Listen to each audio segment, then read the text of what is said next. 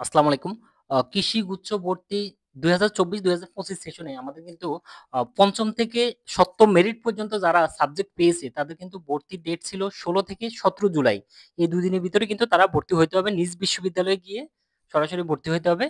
এটা ছিল আমাদের আ সর্বশেষ ৫ম থেকে ৭ম মেরিট পর্যন্ত যাদের বিশ্ববিদ্যালয়ে সাবজেক্ট পেয়েছে তাদের ভর্তির ডেট। নিজ বিশ্ববিদ্যালয়ে গিয়ে সরাসরি ভর্তির ডেট ১৬ এবং ১৭ জুলাই। এরপর আমাদের আগে কিছু আসন খালি আছে। এরপর আবার আজকে যারা মানে আজকে বলতে ১৬ এবং ১৭ তারিখ যারা ভর্তি হবে না, তাদের মধ্য থেকে কিন্তু আসন খালি হবে। তো আসন খালি হওয়া সাপেক্ষে সেটা কিন্তু ৩ গুণ হারে যতগুলো আসন খালি থাকবে তার ৩ গুণ কিন্তু ওয়েটিং লিস্ট থেকে ডাকা হবে অন স্পট ভর্তির জন্য। মানে যেটাকে আমরা গণবিজ্ঞপ্তিও বলতে পারি। যে নাম বলুক। এই গণবিজ্ঞপ্তির জন্য আমাদের ৩ গুণ হারে কিন্তু ওয়েটিং লিস্ট থেকে ডাকা হবে। আর এই লিস্টটা দেওয়া হবে কবে? এই লিস্টটা প্রকাশ করা হবে ১৮ জুলাই। ১৮ জুলাই আমাদের এই ৩ গুণের যে তালিকা দেওয়া হবে সেটা ১৮ জুলাই প্রকাশ করা হবে।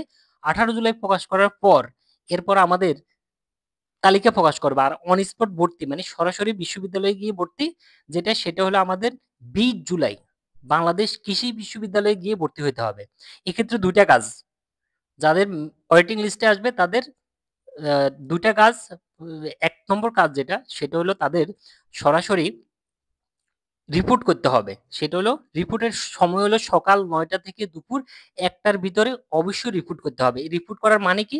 এর মানে হলো যে আমি উপস্থিত আছি। তার মানে ৩ গুণ ওয়েটিং লিস্ট থেকে যারা উপস্থিত থাকবে তাদের রিপোর্ট দিতে হবে ৯টা থেকে ১টার ভিতরে। এরপরে রিপোর্ট করার পর আবার কিন্তু ২টার ভিতরে কিন্তু আবার আমাদের ফলাফল দিয়ে দিবে ওয়েবসাইটে। ওয়েবসাইটে ফলাফল দিয়ে দিবে যে কারা সাবজেক্ট পেয়েছে সেটা নোটিশ দিয়ে যেভাবে নোটিশ দেউক ইউনিভার্সিটি থেকে জানতে পারবেন বা ওয়েবসাইটে ঢুকেও জানতে পারবেন যে কারা পাস করছে। মানে অর্থাৎ পাস করছে বলতে কি কারা সাবজেক্ট পেয়েছে। রিপোর্টকারীদের মধ্যে কারা সাবজেক্ট পেয়ে আজকে ভর্তি হইতে পারবে সেটার দুপুর ২টা বাজে কিন্তু সে ফলাফলটা দিয়ে দিবে।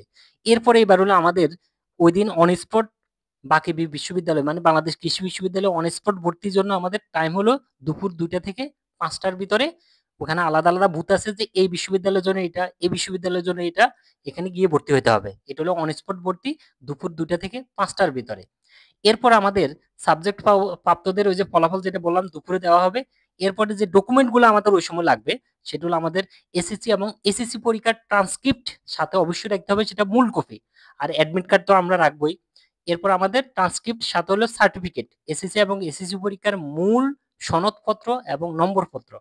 আর যাদের কোটা আছে কোটার ক্ষেত্রে তাদের কোটার যে ডকুমেন্ট সেই ডকুমেন্টের মেইন কপিটা অবশ্যই সাথে রাখতে হবে।